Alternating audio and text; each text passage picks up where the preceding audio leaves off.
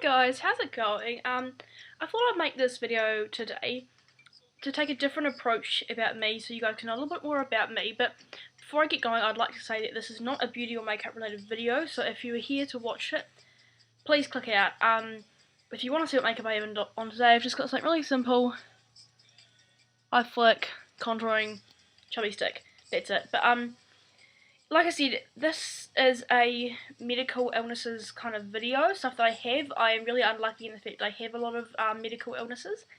So, I don't know if anyone's even going to watch this or not, but if you do, cool. If you don't, all good. So first I want to start off by showing you my pills and how I carry them and how I treat everything I've got. If some of you guys have this or if you notice any symptoms that I say, you could check it out. But first of all, this is what I carry all my pills in. It's just one of those normal things that have all the days there.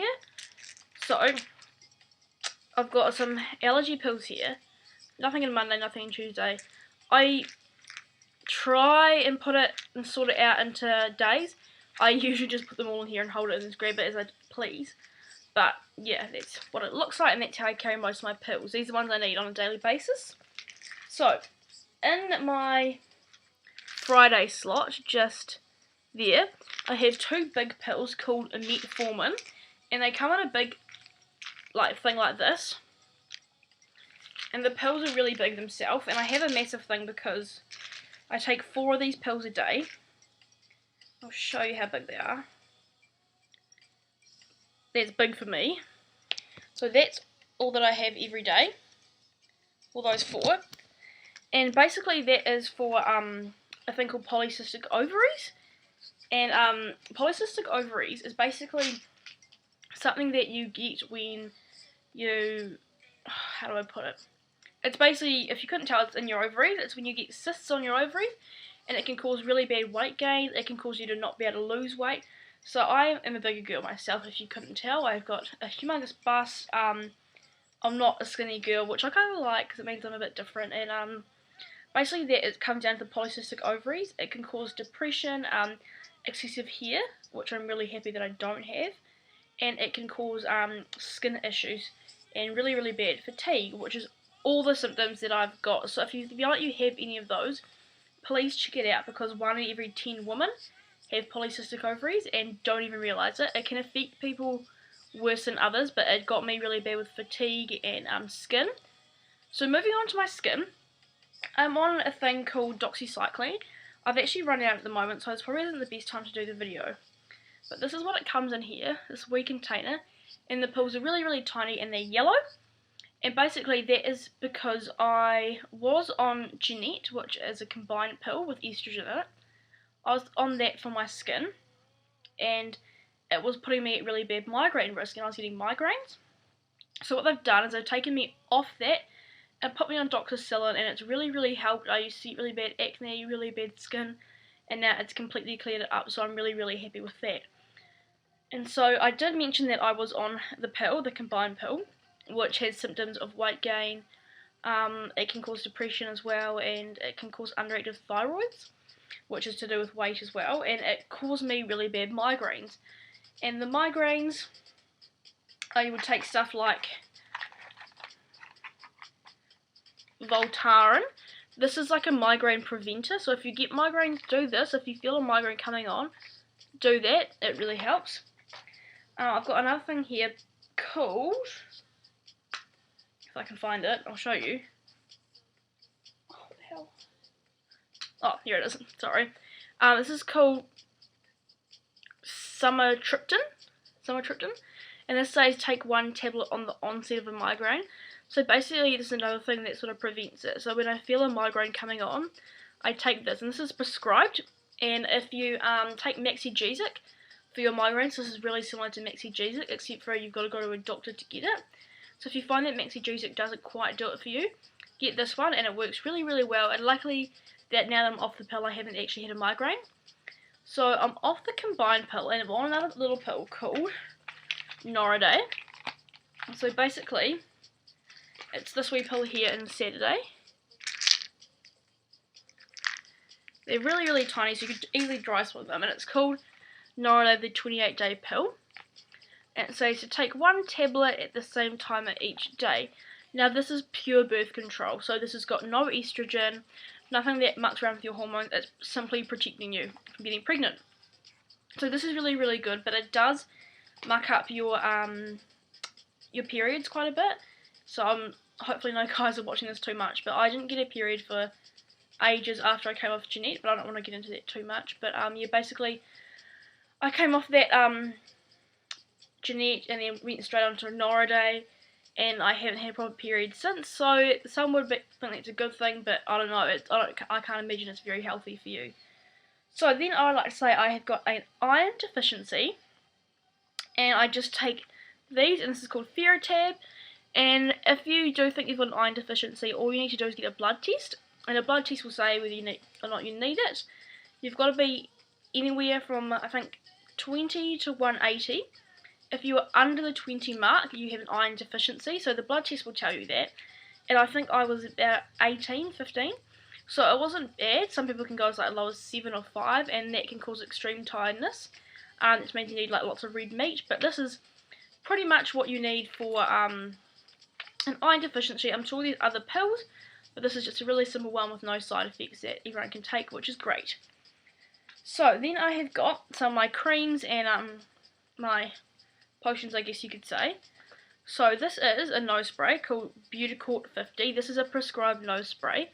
Because I get asthma, and I'm not going to go into that because asthma's asthma, I take an inhaler, but because I get asthma and allergies, I'm actually allergic to the bed and beds, and the dust that kind of harbours in beds, I guess you could say. So this is what it's for, and it stops you, I think it can stop you snoring, but that wasn't my issue. I always felt really blocked up and like I couldn't breathe properly at night, and I didn't have a runny nose or anything, so I couldn't blow it out. It just stops that itchiness that you kind of get sometimes. So yeah, if you guys feel like you kind of need to wake up in the middle of the night and just scratch the shit out of your nose, this could be your problem here, being allergic to the dust. And I take this morning and night, and it's fantastic, and it completely helps. Then I've got the stuff here called Phobin. I get a bad shaving rash because of my eczema. I get a shaving rash, and it's kind of like, it makes it itchy, and I just get these weird, pimply, look like blocked follicles. And I put this on all the follicles if I ever get it, and that really helps. So if you find that you've got stuff out of the abnormal range when it comes to shaving, go to the doctor and ask about this, because you may find that you have the same thing that I have. It's not very painful, it can be a little bit itchy, but it just doesn't look good. It looks like you might have chicken pox or something, but you don't. You've probably just got a shaving rash that needs prescription medication. So moving on to skin conditions kind of thing. I've got this, and most people would have definitely seen this before. This is called Lipocrine, Locoid, and it's so common these days. It's basically just for eczema. I get eczema, asthma, and allergies, and they are all pretty much linked together. You don't find a lot of people that have eczema and no asthma. They all generally kind of work together. So summer and winter is just horrible for you. So this is what I get for eczema. I get it in the main problem places, which is there, under my arms, on my hands, behind my knees, and on the front of my shins, which a lot of people don't get, but I get that from shaving. And eczema's horrible. I'm itching now. Eczema's horrible, but it can easily be treated. If you have it really bad, there is stronger stuff than Locoid, which I have actually been on before, but at the moment my skin is absolutely fine in terms of eczema. I just get it within the average kind of range, and I just put that on at night. Just a really thin layer, generally will clear it in the morning. I occasionally put it on my face, but not very often. Another thing, another skin condition, I have a thing called perioral dermatitis. A lot of people wouldn't have heard of this, it's not very common. But basically when I came off the pill, we were scared that my skin was going to get bad again. And to my luck, it has got bad again. And I just got these real dry patches around here and under my eye and all there. And felt like it was burning all the time. And so I was putting moisturiser on it, and then I thought, well, it could be eczema. So I put Locoid on it. And the Locoid cleared it up straight away. And I was like, oh yay, it's just eczema on my face. But we went to the doctor, and he said that what I've done is actually wrong, because perioral dermatitis is something that is triggered by something like stress, not enough sleep, certain foods, and I haven't figured out my trigger yet, but hopefully I do soon. But basically, it's something that comes just out of the blue. You don't need something to have it, it just comes. And in terms of treating it, you can't. You can put steroid creams on it, which is what I did, but it's not a form of eczema, so it's not actually curing it, it's just putting it off.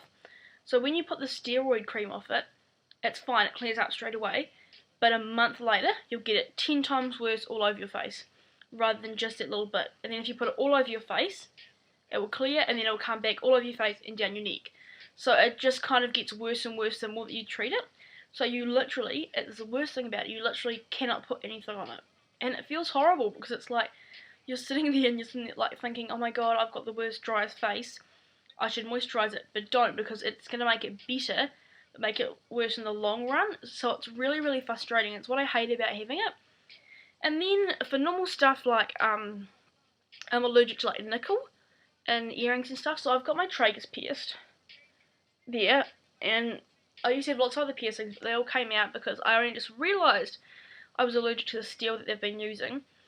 But I use crysticide to clear that, and crysticide is a miracle thing. It says it's for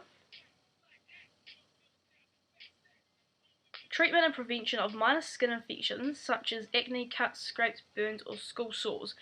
So basically it's just a first aid cream. If you guys have watched some of my previous videos, you'd know that it's very similar to betadine, which is that really, really harsh kind of reddy and maroon coloured cream or liquid that you can get.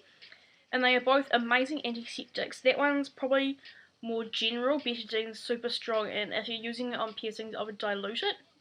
But I use it on my blackheads, like if I've been squeezing something, if I've been squeezing pimples, I just put it on overnight after I've moisturised, and it generally stops it from getting any more infected.